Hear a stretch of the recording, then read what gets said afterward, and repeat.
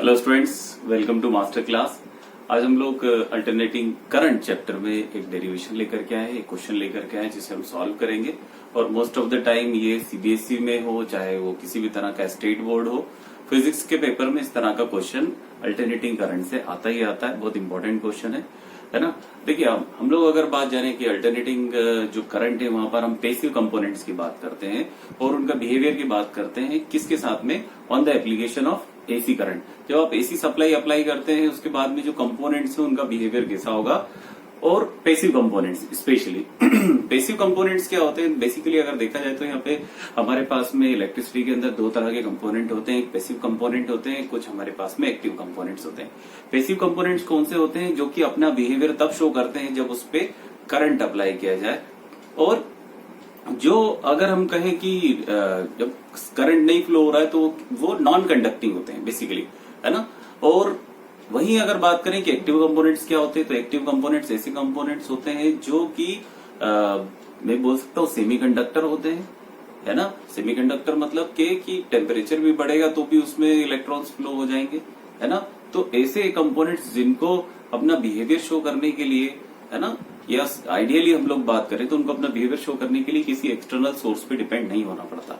इसको हम लोग बाद में कवर करेंगे कि बेसिकली एक्टिव कंपोनेंट्स सेमीकंडक्टर्स कैसे होते हैं, जैसे डायोड हो गया, ट्रांजिस्टर हो गया, ये क्यों कहे जाते हैं एक्टिव कंपोनेंट्स। इसको हम बाद के चैप्टर्स में डिस्कस करेंगे जब हम सेमीकंडक्टर इलेक्ट्रॉनिक्स डिस्कस करेंगे यहाँ पर।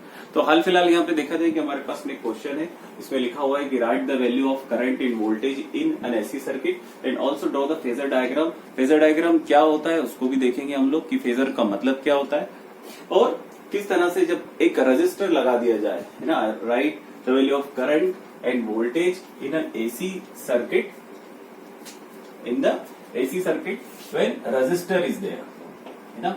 जब आपके पास में आर लगाओ, क्या लगाओ सर्किट में?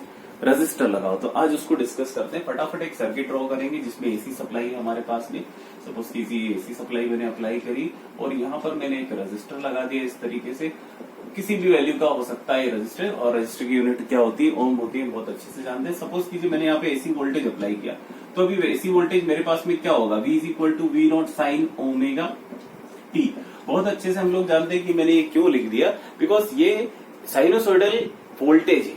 एसी मतलब क्या? साइनोसोइडल, बिल्कुल हम लोग डिस्कस कर चुके हैं। तो अगर किसी एसएचएम में वैल्यू लिखूंगा तो क्या ये एसएचएम की इक्वेशन आएगी? बिल्कुल आएगी। एसएचएम की इक्वेशन ही हम लोग लिखते हैं और साइनोसोइडल इक्वेशन है V is equal to V naught sine omega t. V हमारे पास में क्या है? कोई भी इंस्टेंटेनियस वैल्यू हो गई वोल्टेज की जो भी आप दे रहे हैं। और ये हमारे पास में क्या होता है? वी नॉट होती है पीक वैल्यू। क्या होती है? Peak value. और साइन ओमेगा टी में ओमेगा टी क्या होता है वो सबको पता है। फटाफट जल्दी, क्या होता है? फेज होता है। क्या होता है?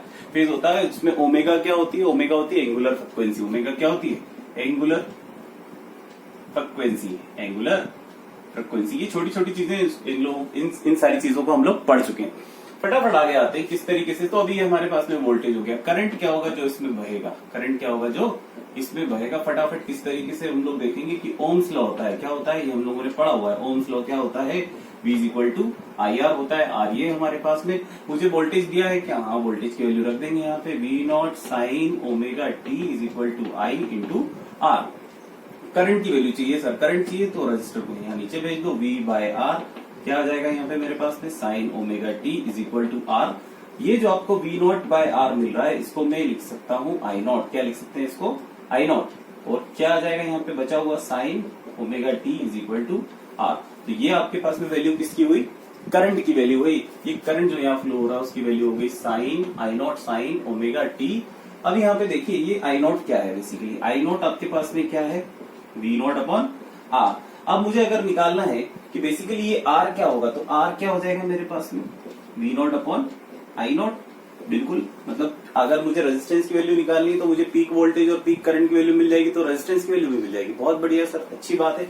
फटाफट यहाँ पे आते हैं। तो ये आपके पास में वोल्टेज की वैल्यू हो गई, ये आपके पास में करंट हो गया, है ना। ये आपके पास में करंट हो गया। अब देखिए बेसिकली यहाँ से देखने में समझ में क्या आ रहा है, आप यहाँ पे देखिए आपके पास में जो फेज है, जो क्या है? फेज है। फेज क्या? ओमेगा टी है यहाँ पे।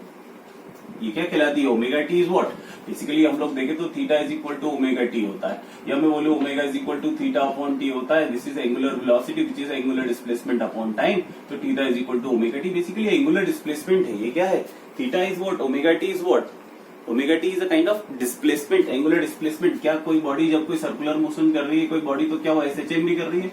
अगर सपोज की जो कोई पार्टिकल है वो यहाँ से यहाँ पर चला गया, तो ये जो थीटा होगा आपका, यही तो ओमेगा टी होगा, है ना।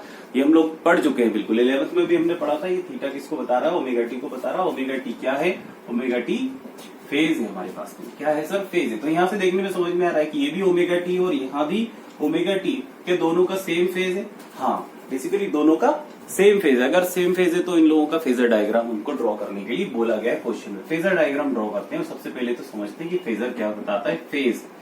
फेजर, तो basically phasor is actually the word which is defined, which actually define the phase of what, current and voltage. किसका फेज बता रहा, करंट और वोल्टेज का। अगर मैं फेज की बात करूं तो फेज क्या होगा, फेज होगी कि वैल्यू ऑफ करंट,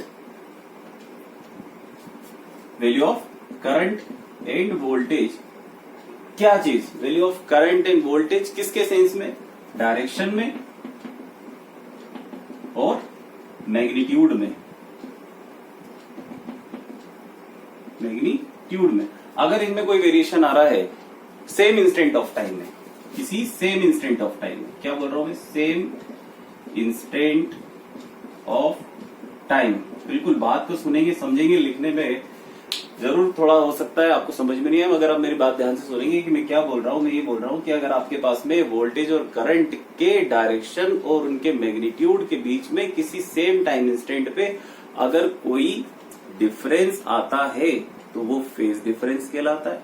अगर वो वैल्यूज जो आती है सेम इंस्टेंट ऑफ टाइम पे, वो फेज को बताती है। क्या चीज, अगेन सुनेंगे कि value of current and voltage, current और वोल्टेज की वैल्यूज, उनकी पोजीशन, उनकी डायरेक्शन सेम टाइम इंस्टेंट पे जो चीज बताती है वो फेज कहलाती है। किस तरीके से, है ना। तो बेसिकली फेजर डायग्राम ड्रॉ कैसे किया जाता है, तो हमारे पास में टाइम के रिस्पेक्ट में, क्या टाइम के रिस्पेक्ट में डिफाइंड है सारी चीज। हाँ, तो आपने एक एक्सिस ले ली टाइम पर, और दूसरा हमारे पास में क्या होगा, दूसरा हमारे पास में एम्पलीट्यूड होगा। अब देखिए इनिशियली अगर मैं बात करूं ये टी है, तो हमारे पास में वोल्टेज भी सेम फेज पे है और ओमेगा टी पे, और ये भी ओमेगा टी पे। बट बेसिकली ये चीज देखिए कि जो करंट इसमें फ्लो होगा, क्या रजिस्टर उस करंट की वैल्यू को कम कर देगा, बिल्कुल। मतलब मुझे अगर जो मैग्नीट्यूड मिलेगा करंट का, वो वोल्टेज से कम मिलेगा, बिल्कुल। वैल्यूज की अगर बात करें, मैग्नीट्यूड की अगर बात करें, हाँ, तो हो सकता है इस तरीके से। तो हम किस तरीके से इसको ड्रॉ करेंगे, बेसिकली इसका तरीका ये होता है। आपके पास में ओमेगा टी है, सपोज करो मैंने कोई टाइम t1 ले लिया, एक टाइम t1, किसी भी इंस्टेंट ऑफ टाइम पे, किसी भी इंस्टेंट ऑफ टाइम पे t1 पे मैं वैल्यू निकालना चाहता हूं करंट की और वोल्टेज की, इनके फेज की हम बात करें तो फेज देखें तो ये भी ओमेगा टी है, ये भी ओमेगा टी है। तो ओमेगा t1 पे देखूंगा तो ये ओमेगा t1 पे फेज मुझे क्या मिल रहा है, सेम मिल रहा है। तो आई और बी का सेम फेज किसा है, सेम हो गया। क्या मेरी बात क्लियर हो रही है, बिल्कुल। तो ये आपको दे देंगी आई और बी, बेसिकली ये आई नॉट है और बी नॉट है, मतलब किसको देंगे, ये मैग्नीट्यूड, मतलब पीक वैल्यू को बता रहे हैं, पीक वैल्यू को बता रहे हैं। अब अगर मुझे इंस्टेंटेनियस वैल्यूज को भी ड्रॉ करना है इनकी, तो वो भी हम लोग ड्रॉ कर सकते हैं। किस तरीके से, देखिए फटाफट जल्दी। ये जो आपके पास में वैल्यूज आ रही है, इनको पीछे प्रोजेक्ट कीजिए, तरीका बता रहा हूं बिल्कुल किस तरीके से होगा। और ये जो आपको वैल्यू आ रही है, इसको भी पीछे प्रोजेक्ट कीजिए। तो ये जो वैल्यू आ रही है यहां पर, ये दोनों वैल्यूज, ये इंस्टेंटेनियस वैल्यू है। किसकी है, इंस्टेंटेनियस वैल्यू।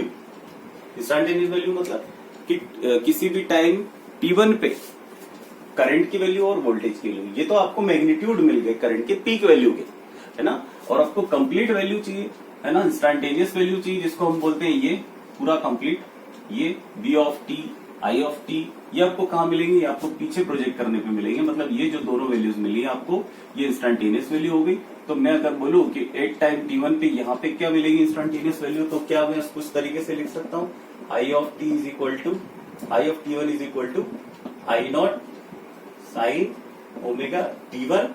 और वही तरीके से वोल्टेज की अगर बात करूं तो वोल्टेज को भी कैसा लिख सकता हूं, देखिए आप, V of t 1 is equal to V naught sine omega t1। ये तरीका हो गया आपका। यहाँ पे इंस्टेंटेनियस वैल्यू मिल रही है ये, और यहाँ हमारे पास में इसकी पीक वैल्यूज मिल रही है। क्या मिल रही है?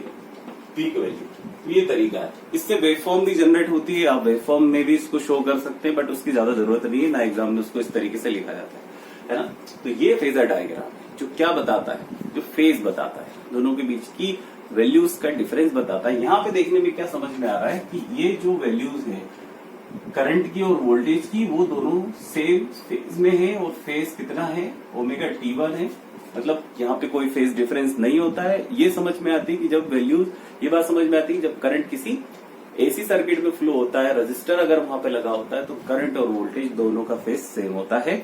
यहाँ पर क्या होता है, अगर रजिस्टर लगा हो, अगर मैं बात करूं तो क्या हीट डिसिपेशन होगा? बिल्कुल। ये बात आप ध्यान रखें कि अगर रजिस्टर लगा हुआ है तो सर्किट के अंदर हीट डिसिपेशन होता है ड्यू टू रजिस्टर। ये अकेला ऐसा कंपोनेंट है जिसके थ्रू हीट डिसिपेशन होता है ना।